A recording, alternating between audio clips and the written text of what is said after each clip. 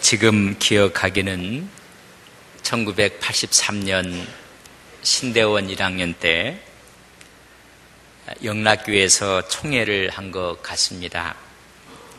총회에 방청을 하면서 하나님께 기도했습니다. 하나님, 이 교회에 와서 섬길 수 있고 목회를 배울 수 있게 해주십시오. 그렇게 하나님께 기도를 했습니다. 85년 겨울에 영락교회에 이력서를 냈습니다. 보기 좋게 떨어지고 말았습니다. 내가 하나님께 3년 전에 기도하기를 이 교회에서 목회를 배우고 싶은데 그런 기도를 하나님께서 들어주지 아니했습니다. 그 후에 13년 후에 하나님은 기도를 들어주셔서 그곳에 가서 부목사로 섬길 수 있는 기회를 주셨습니다. 부목사를 하면서 행정목사를 했고 선임 수석 부목사를 했습니다. 13년 전에 갔더라면 신방전도사로 갔을 것입니다. 신방전도사를 가면 딱 2년 거기서 인턴십 코스로 섬길 수가 있고 2년 후에는 모두가 그 교회를 떠나야 했습니다. 하나님 생각과 내 생각이 내 생각과 또 하나님의 계산이 좀 틀렸던 것 같습니다. 13년에 전에 갔으면 넌 딱 2년만 있고 가야 된다. 부목사로 갔기 때문에 더 오랜 기간 동안 섬기면서 목회를 배울 수가 있었습니다. 그러나 내 마음속에는 하나님 서약을 하고 소원을 하고 기도의 씨앗을 뿌렸습니다. 그 씨앗이 13년 후에 그곳에 가서 섬길 수 있는 기회를 주셨다는 것을 하나님 앞에 감사를 드렸습니다. 2차 전도여행을 바울이 떠날 때 그의 계획은 예배소였습니다. 예배소를 가고 싶어서 전도하고 싶었습니다. 성령이 막으셨습니다. 하나님의 영이 막았다고 했습니다. 근데 3차 전도여행을 떠났을 때는 하나님께서 예배소에 전도의 문을 열어 주셨습니다. 그곳에서 3년간이나 여러분 두란노 서원에서 강론하며 말씀을 증거해서 대단한 하나님의 역사를 이룬 곳이 예배소였습니다. 왜 2차 때는 하나님이 막으셨을까? 인생 여정을 살아가면서 여러분 앞길이 뭔가 막혀있는 것처럼 느끼는 사람은 없습니까? 하나님 내 계획과 내 뜻이 있는데 왜 하나님은 내 인생 여정의 길에 시온의 대로를 열어주지 아니합니까? 왜 이렇게 장애가 있고 막혀지 있습니까? 바울의 마음도 그런 마음이었을 것입니다. 특별히 바울은 2차 전도여행 때 누스드라와 이고니온에서 그런 계획하기를 좌측으로 가고 싶었습니다. 거기가 예배소입니다. 아시아였습니다. 노마의 행정구역으로 아시아는 지금의 터키를 가리킵니다. 그곳을 가고 싶었는데 성령이 막으시는 것입니다. 또 기도하기를 우측 방향으로 해서 북쪽으로 올라가고 싶었습니다. 비두니아 쪽으로 가고 싶었는데 그것도 성령이 막으셨습니다. 오히려 마게도니아에서 우리를 도우라는 환상을 보고 자기가 계획했던 곳이 아닌 마게도니아 지역으로 가서 빌립보, 데살로니가, 베레아, 아덴, 고린도를 전도하게 되는 모습을 우리는 볼 수가 있습니다. 2차 때 막으셨던 예배소를 3차 때는 하나님이 열어주셨습니다. 왜 그렇게 했을까? 바울에게 더 훈련이 필요했고 경험이 필요했던 것 같습니다. 그곳에서 두란노 서원에서 가르쳤던 제자들이 여러분 요한계시록에 나오는 소아시아 7교회 예배소를 뺀 나머지 교회에 설립자들이 되지 않았을까? 우리는 알 수 없지만은 추측할 수가 있습니다. 하나님이 더 아름답게 쓰시기 위해서 하나님은 바울로 하여금 더 훈련과 배움의 기회가 필요했던 것 같습니다. 하나님이 3차 때는 활짝 열으셨던 곳이 예배소였습니다. 이스라엘 백성들이 출애굽하면서 그의 경로를 보면 람셋에서 숫곳에서 에담으로 가서 이제 국경까지 와서 발자국만 한 발짝만 뛰어도 바로의 땅이 아닌 곳으로 갈 수 있는 절호의 기회였습니다. 그렇지만 하나님이 거꾸로 애굽 바로의 땅으로 돌아오게 했습니다. 성서는 말하기를 돌이켰다 했습니다. 14장 출애굽기 2절에 보면 우리 하나님께서 건너가는 길이 아니라 다시 애굽 땅으로 돌아오는 길로 돌이켜서 바로의 땅으로 돌아오게 했습니다. 그곳이 어디냐면 홍해를 앞에 두고 있는 땅이었습니다. 바알스본 맞은편 바닷가에 진을 치고 말았습니다. 그것을 알게 됐던 바로는 이제는 저 무지한 이스라엘 백성들이 아예 도간에 갇힌 쥐가 됐다고 생각하고 군사를 보내게 됩니다. 앞에는 홍해가 가로막히는 길에 장막을 치고 말았습니다. 하나님, 쉽게 건너갈 길이 있는데 왜 해필이면 다시 되돌려서 사면 초과의 길에 그 중심에 우리를 놓게 했습니까? 백성들은 아우성입니다. 애굽에 매장지가 없어서 이곳에 우리를 데리고 왔느냐? 차라리 저 애굽에서 애굽 사람들을 섬기며 저들의 신을 섬겼던 것이 좋았을 것이다. 우리를 여기서 죽이려고 하느냐? 인생이 살다 보면 하나님 내 뜻은 이 길이었는데 하나님께서 다시 길을 선정해 준 길이 여러분 어려운 상황과 여건에 처한 적은 없었습니까? 오늘 이런 문제를 본문이 해결해 주고 있습니다. 모세가 이야기합니다. 가만히 서서 하나님이 행하시는 것을 보라. 들고 있던 지팡이로 홍해를 내려쳤더니 물이 갈라졌습니다. 마른 땅이 돼서 그들은 건너가고 말았습니다. 뒤에서 맹렬하게 추격했던 바로의 군사들이 있었습니다. 그러나 그들을 따라오다가 이스라엘 백성이 다 홍해를 건넌 후에는 물이 합해져서 모두를 수장시키고 말았습니다. 병거 600대였습니다. 여러분, 또한 수많은 군인들이 거기서 다 몰살되고 말았습니다. 이스라엘 백성들이 에담에서 애굽의 땅을 벗어났더라면 그 수많은 족속들이, 민족들이 애굽의 종살이에 했던 이스라엘 백성들이 그곳에서 금과 은과 보화를 가지고 나온다는 소식을 듣게 되었을 것입니다. 주위에 있는 부족들이 가만히 둘 리가 없습니다. 돈을 갖고 나온 이스라엘 백성들을 아마 어렵게 만들고 그것을 뺏기 위해서 전쟁이 일어났을 것입니다. 그러나 이 홍해를 건너므로 말미암아 저 강한 바로의 군대도 이스라엘 백성들 앞에서 무릎을 꿇었다 하더라.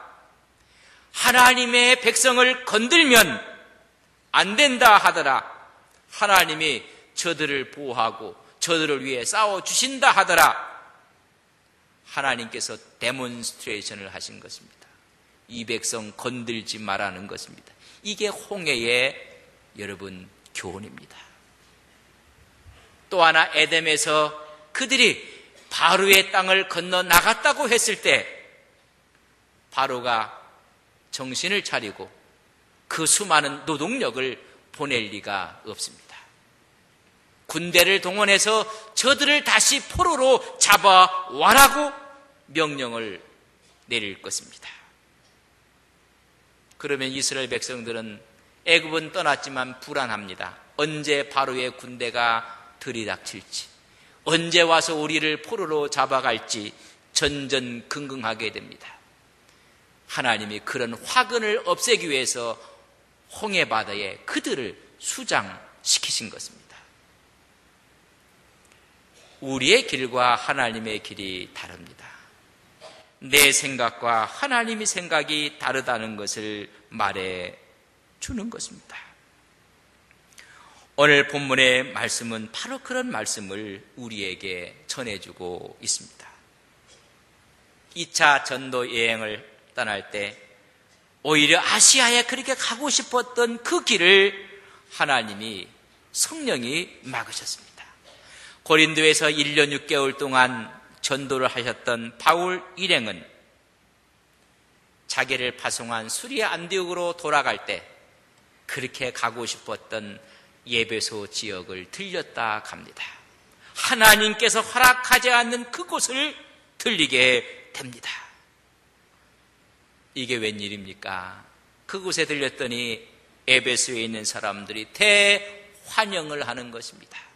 잠시 들렸다 그는 수리아 안디옥으로 떠났지만 그 잠시가 더 긴 시간으로 연장될 수 있을 만큼 대환영을 받아서 에베소 사람들이 바울을 붙잡고 강청을 하고 있습니다. 떠나지 마십시오. 여기에서 복음을 전해달라고 그들에게 요청을 하고 있는 것입니다. 하나님이 허락하지 않았던 그 땅입니다. 이미 성령께서 허락하지 않았습니다. 그러나 그곳 사람들이 요청을 하고 있습니다. 인생이 살다 보면 하나님의 뜻이 아닌데 사람들이 요청할 때가 있습니다. 분명히 이것은 하나님이 기뻐하지 않는데 사람들이 원하고 있을 때가 있습니다.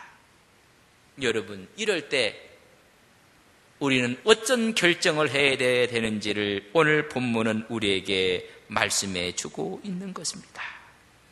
잠시 그곳에 들렸다가 그들이 강청을 하고 있는 모습을 봅니다. 성경을 저랑 같이 한번 보겠습니다. 18장입니다.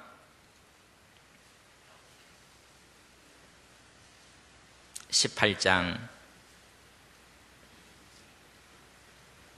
19절을 저랑 같이 읽습니다. 19절입니다. 예배소에 와서 그들을 거기 머물게 하고 자기는 회당에 들어가서 유대인들을 변론하니 20절 여러 사람이 더 오래 있기를 청하여 허락하지 아니했다. 그렇게 청하고 있었는데 하나님이 허락하지 않았기 때문에 바울은 허락하지 않고 떠났다는 것입니다. 사람의 요청보다는 하나님의 뜻, 성령의 허락이 더 중요하다고 생각하는 바울의 모습입니다. 우리는 하나님의 뜻, 성령의 뜻보다는 사람의 뜻에 따라갈 때가 많습니다. 많은 사람들이 우리의 뜻이고 여론이고 민의가 이렇다고 이야기를 합니다. 그러나 예수 믿는 사람에게 더 중요한 것은 하나님 성령의 뜻입니다. 하나님 뜻보다 민의를 앞세워서 허락했던 한 가지 사건은 사울왕을 세우는 사건이었습니다. 하나님의 뜻이 아니었는데 이스라엘 백성들이 민의고 우리의 여론이라고 사무엘을 오히려 협박까지 했습니다. 그래서 세운 왕이 사울 왕입니다. 사울 왕은 비참하게 생애를 마치고 말았습니다. 하나님이 그를 패하셨다고 이야기해주고 있습니다. 성령의 허락인가 우리의 생각인가 예민한 문제입니다. 중요한 문제입니다. 하나님의 뜻이 아니고 하나님의 허락이 아닌데 힘으로, 완력으로, 친분으로, 명분 때문에 허락할 때가 종종 있습니다.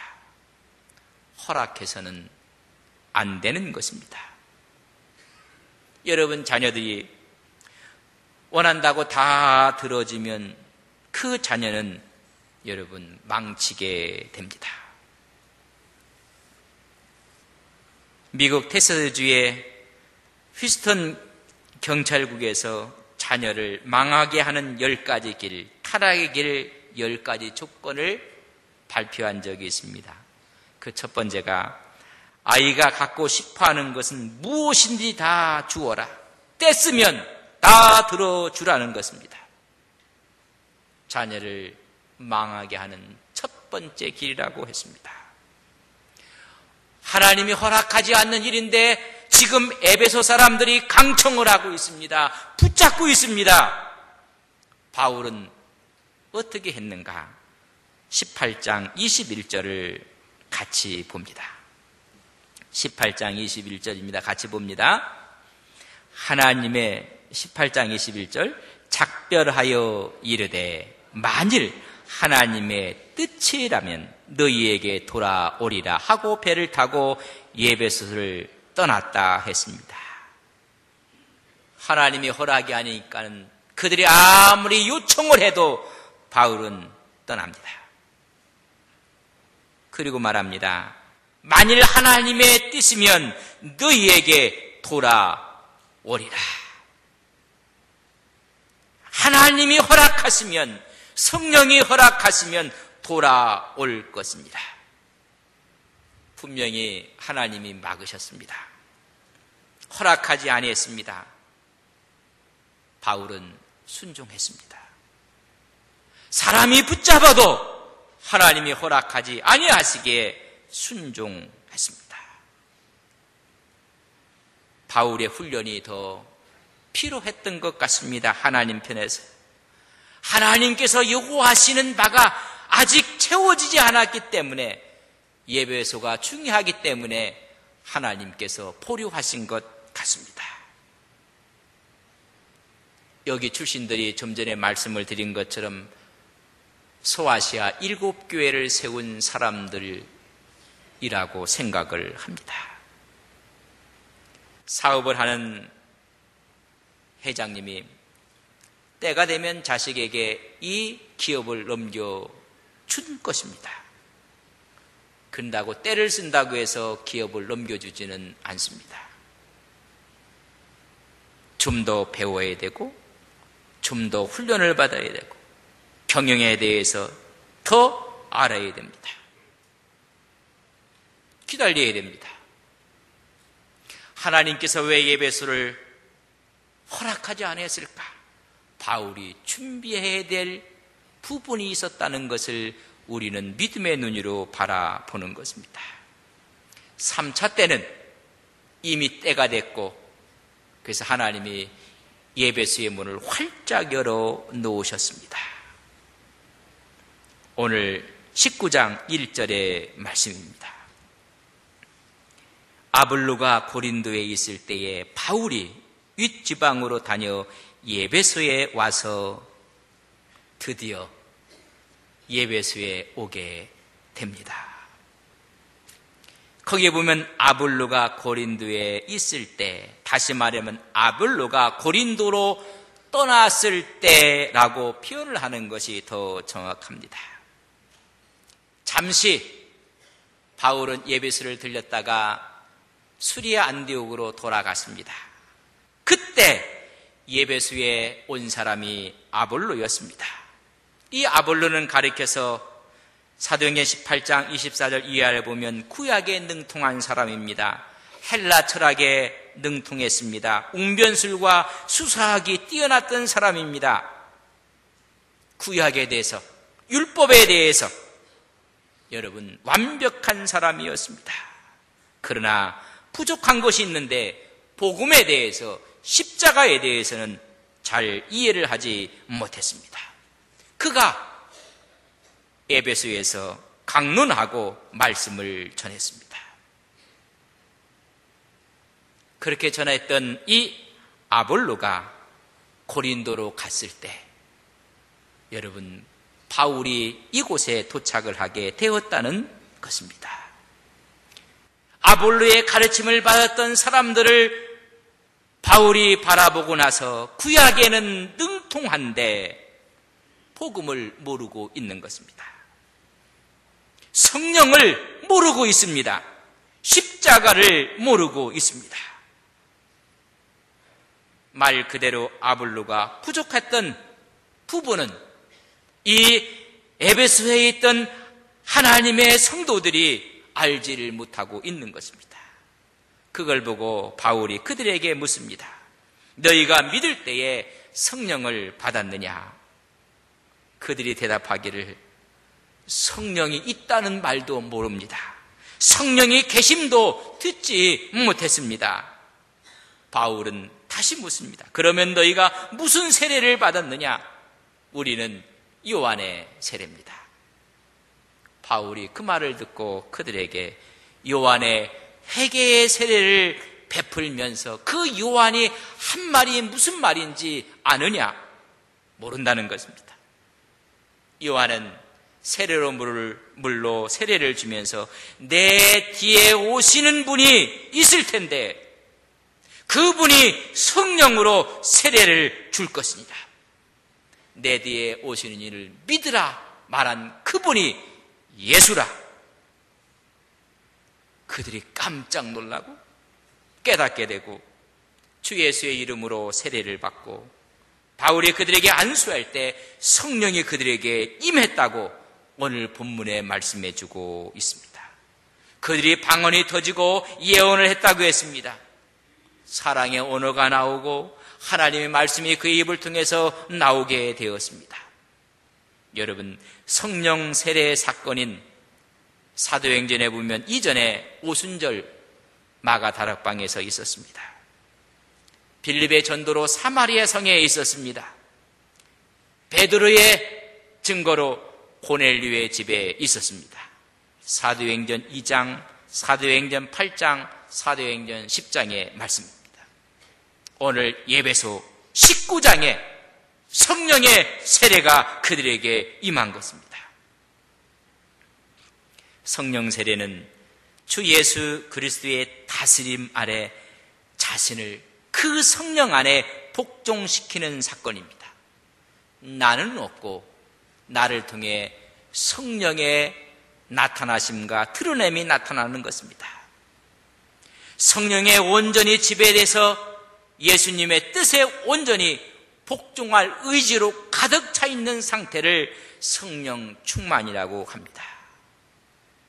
그들은 요한의 세례, 회개의 세례만 알고 있었습니다. 성령을 들어보지도 못했습니다. 그리스도 안에 새로운 삶이 있다는 자체를 모르고 있었습니다. 그들에게 성령 세례, 성령이 임했습니다. 성령은 경험되어져야 하는 것입니다. 오늘 이 시간 여러분에게 제가 묻습니다. 여러분은 믿을 때 성령을 받았습니까? 우리 찬양대에게 묻겠습니다. 찬양대 여러분들은 믿을 때에 성령을 받았느냐? 여러분 믿을 때에 성령을 받았습니까? 여러분 성령은 경험되어져야 합니다. 신앙의 프로세스가 있습니다. 신앙의 프로세스는 첫째, 우리가 예수를 믿는 것 영접이라고 합니다. 예수 믿고 구원받습니다. 예수 믿고 구원받은 사람이 두 번째는 세례를 받는 것입니다. 크게 물 세례입니다. 물로 주는 의식이 중요한 것이 아니라 그 정신이 이제부터 내 인생의 주인은 내가 아니라 하나님입니다. 고백하는 것이 세례입니다. 하나님의 중심으로 살겠습니다. 그리스도로 살겠습니다. 고백하는 것이 세례입니다. 이 세례를 받은 후에 성령의 세례가 오는 그 단계 속에 여러분 영적인 투쟁이 있습니다. 영적인 전쟁을 겪어야 합니다. 그것이 광야입니다. 내가 죽고 내 안에서 성령이 살아나는 것입니다. 내 자신을 내려놓는 것입니다. 내가 주인이 아니라 그분이 주인이라고 인정해 드리는 것입니다. 여러분, 우리의 고집을 내려놓아야 됩니다. 우리의 아집을 내려놓아야 됩니다. 고집이 센 사람들, 여러분, 이 투쟁이 깁니다. 광야가 길다는 것입니다. 성서에 보면 야곱, 광야가 깁니다. 모세, 광야가 길었습니다. 아주 센 사람들, 고집이 강한 사람들, 우리는 물 세례를 받고 우리는 하나님의 자녀로서의 자격 가운데 성령의 세례로 넘어가기까지 이 광야를 거쳐야 합니다. 근데 많은 사람들이 물 세례를 받고 자기가 드러납니다. 자기 실력이 드러나고 자기 힘이 드러나고, 그렇기 때문에 이 성령의 세례가 나타나지 않습니다. 광야는 빨리 졸업을 해야 되는데 우리가 일을 하다가 원망하고 불평하고 화를 내면 광야가 자꾸만 길어지는 것입니다. 남을 이용하려고 하고 남을 조종하려고 하고 광야가 길어지는 것입니다. 마지막 단계가 가나안의 누림의 축복 성령으로 채워지는 것입니다. 이 광야에서 완전히 주인이 바뀌어져서 그분이 주인 되셔서 나를 통해 성령이 드러나는 것입니다. 예배소에 갔더니 성령이 드러나는 것이 자기들의 지식이 드러나고 자기들의 학식이 드러나고 묻습니다. 믿을 때에 성령을 받았느냐?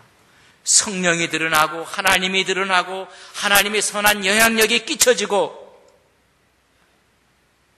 오늘 한국교회에 묻는 바울의 물음이 아닐까? 너희가 믿을 때에 성령을 받았느냐? 이미 성령을 받았다면 하나님의 은혜 가운데 선한 영향력을 끼치게 해야 된다는 것입니다. 여러분, 이런 선한 영향을 끼치는 우리 교회가 되기를 주님의 이름으로 간절히 바랍니다.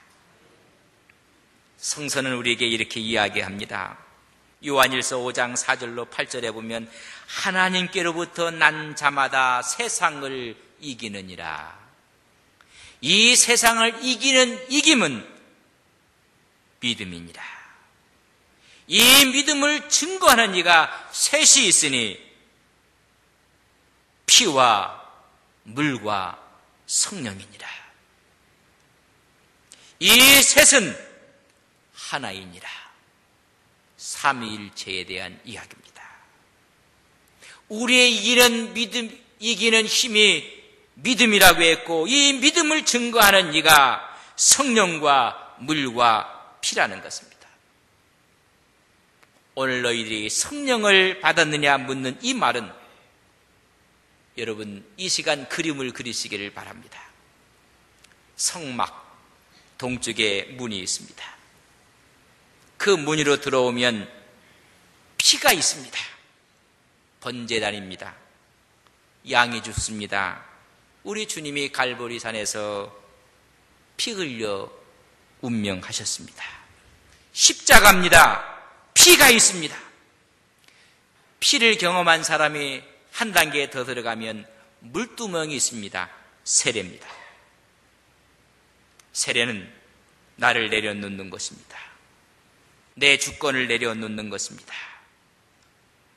이 사람이 가는 곳이 그 다음은 성소와 지성소입니다. 거기는 성령입니다. 성령이 역사하는 곳입니다.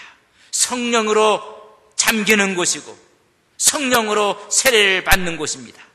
거기에는 떡상이 있고 촛대가 있고 향단이 있고 지성소에 들어가면 하나님의 언약궤가 있고 하나님의 철학과 스피릿이 있습니다. 말씀과 성령의 임재와 기도로 하나님의 영광 가운데 거하게 되는 것입니다. 번제단은 피입니다. 물두멍은 물입니다. 성소와 치성소는 성령입니다. 오늘 이들에게 이것을 묻고 있는 것입니다. 이 피의 역사가 이 물의 역사를 지나 성령의 역사가 있느냐 묻고 있습니다. 그분이 주인이 돼서 왕 같은 제사장으로 선한 영향력을 끼치는 이런 모습이 바울의 모습 속에 드러나지 않았다는 것입니다. 오늘 이 시대에 바울 선생이 한국교회에 묻는다면 너희가 믿을 때에 성령을 받았느냐? 성령은 이론이 아닙니다. 체험입니다. 성령은 물 세례로 시작해서 경험되고 완성되는 것이 성령의 역사입니다. 머리로 배운 것이 삶 속에 영향력으로 드러나는 거, 체득되는 것이 성령의 역사입니다. 신앙은 이론으로 시작해서 체험과 체득이 돼서 내 삶에 드러나는 것입니다. 그분이 영광이. 저는 오늘 예배하는 여러분들 믿을 때에 성령을 받았느냐 말씀하는 말씀 앞에 아멘이로 응답하시고 여러분 삶을 통해서 하나님의 영광이 드러나시기를 주님의 이름으로 간절히 바랍니다. 훈련되지 않은 이론은 힘이 없습니다. 삶의 열매로 나타날 때, 체득이 되어 나타날 때 힘이 되는 것입니다. 그러기 위해서는 단순, 반복, 지속을 해야 됩니다. 여러분, 이 사실을 우리가 운동에 이렇게 설명할 수가 있습니다. 우리 교인들이 제가 처음에 이 교회 왔을 때는 제가 탁구를 거의 쳤습니다. 여러분이 인정을 하든 인정을 하지 않든 저는 제일 잘 쳤습니다. 지금은 이제는 잘 치는 그룹이 아니라 못 치는 그룹으로 여러분 내려앉고 말았습니다. 왜 그렇게 됐을까요? 실력자들이 상급자의 실력들이 많이 나왔습니다. 이유가 있다면 매일 단순 반복 지속해서 훈련하고 운동했기 때문에 그렇습니다. 여러분 보여지는 것입니다. 테니스를 배우는 사람이 포핸드, 백핸드도 배우고 발리도 배우고 서브도 배우고 스매싱도 배웠다고 하는데 치는 거 보면 참 답답하다. 안 됩니다. 이게 잘 되기 위해서는 단순, 반복, 지속해서 어떠한 상황, 어떠한 여건 가운데서도 멋지게 쳐야 됩니다. 여러분 몸에 라켓이 익어야 됩니다. 여러분 운전하시는 분들 운전면허 따고 여러분 운전 잘하십니까? 이론도 실기도 합격했다고 해서 잘하는 것이 아닙니다. 매일 운전을 통해서 그 운전이 몸에 익숙하지 아니하면 아무리 많이 알고 있어도 저는 뿅아리입니다. 그렇게 뒤에다 써붙여야 됩니다. 운전이 익숙해져야 됩니다. 신앙도 깨달았다고 되는 것이 아닙니다. 배웠다고 되는 것이 아닙니다. 알았다고 되는 것이 아닙니다. 직분을 갖고 있다고 되는 것도 아닙니다. 그 신앙이 내 몸에 각인되어져야 한다는 것입니다. 어떠한 상황 여건 가운데서도 감사합니다. 좋은 일이 있을 것입니다. 바울과 실라는 감옥에 들어가 매를 맞아도 하나님 찬양하고 기도하고 하나님께 영광을 돌리고 몸에 익숙해져야 됩니다. 오늘 바울의 질문은 바로 그 질문을 하고 있습니다. 몸에 이겼느냐 말입니다. 우리가 머슬 메모리라고 합니다. 몸에 익을 때까지 해야 됩니다. 그래서 우리가 기도하고 말씀 보고 또 기도하고 말씀 보고 또 넘어지고 일어나서 마지막의 모습이 성령에 충만된 모습으로 나타나야 된다는 것입니다. 여러분, 그렇게 되기를 주님의 이름으로 바랍니다. 그 사람을 보면 이미 이게 익숙해져서 나오어야 됩니다.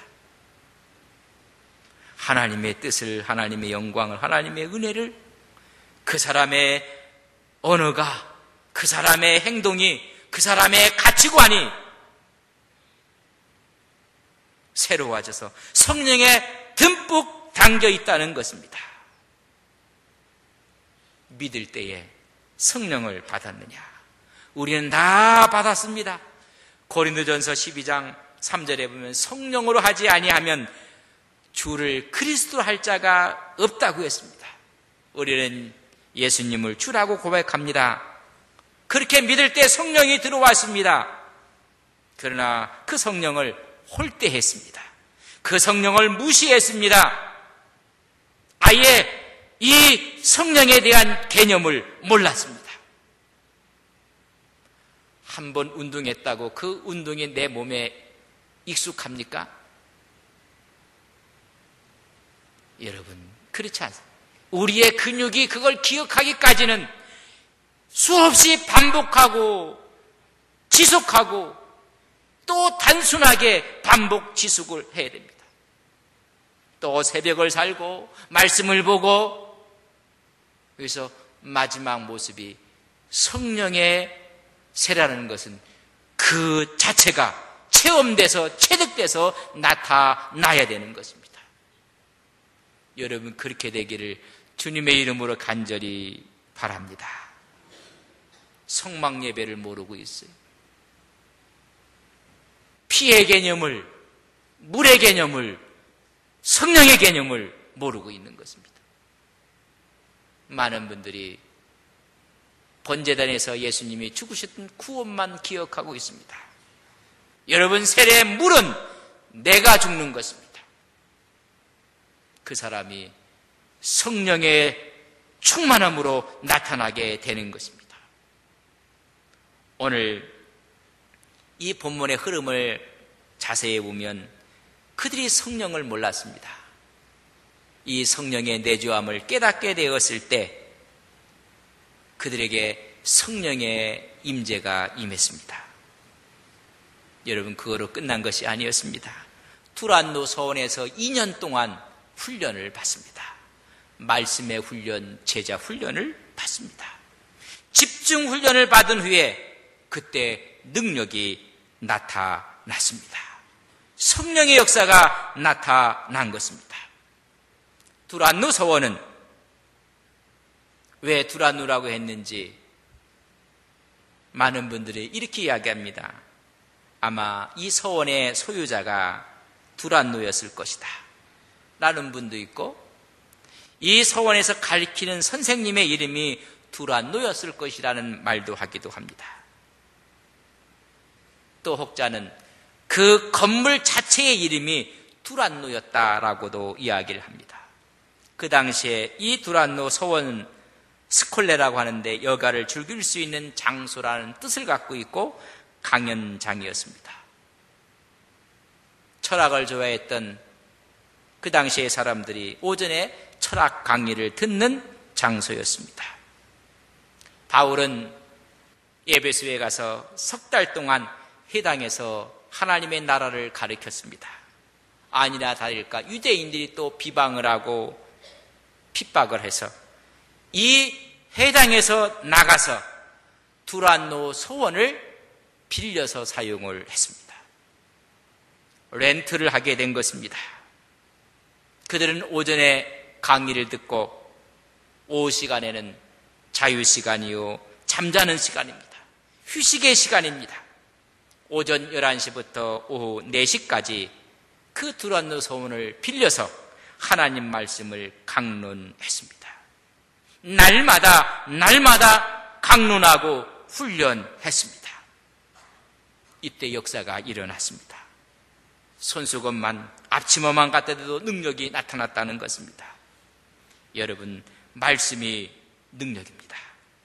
성령과 말씀이 함께했던 이 예수의 능력이 나타나기 시작했습니다. 저는 오늘 이 시간 하나님의 성령이 우리 속에 와 있는 것을 믿습니다. 너무나 홀대합니다. 너무나 무시합니다. 성령을 조종하려고 하고 성령에 민감하지 않고 오히려 자아가, 자존심이 아닙니다. 그분께 그 자리를 내어드리고 이제는 두란노 서원에서 2년 동안 말씀 훈련을 받았던 것처럼 말씀이 함께할 때, 성령과 말씀이 함께할 때 능력이 나타납니다. 저는 저희 교회가 하나님의 성령과 하나님의 말씀이 함께해서 하나님의 능력이 나타나는 우리 안동 서부교회가 되기를 간절히 바랍니다. 이 능력이 구체적으로 어떻게 나타났는가 다음 메시지로 하나님의 말씀을 증거하겠습니다. 사랑하시는 아버지 하나님, 예배소에서 아볼로로 인해서 교육을 받았던 그들에게 성령의 드러남이 없기에 너희들이 믿을 때에 성령을 받았느냐고 묻고 있습니다. 오늘 우리의 모습은 예수님을 믿고 구원받았다고 말하고 있지만은 우리를 통해서 성령이 드러나지 않고 있습니다. 선한 영향력이 나타나지 않고 있습니다. 오늘 이 시간 바울 선생의 질문이 오늘 우리에게 던지는 질문이 아닌지, 너희가 믿을 때에 성령을 받았느냐? 이미 받은 성령을 무시했습니다. 홀대했습니다. 하나님, 성막 예배를 몰랐습니다. 이제 피와 물과 성령의 증언이 우리 신앙의 핵심이 되게 하옵소서. 구원의 확신과 하나님 앞에서의 나의 자아가 처리된 것과 이제 성령이 나를 통해서 나타나심을 통해서 이론이 아니라 삶으로 하나님 앞에 경험되고 완성되는 우리의 신앙이 되게 하옵소서.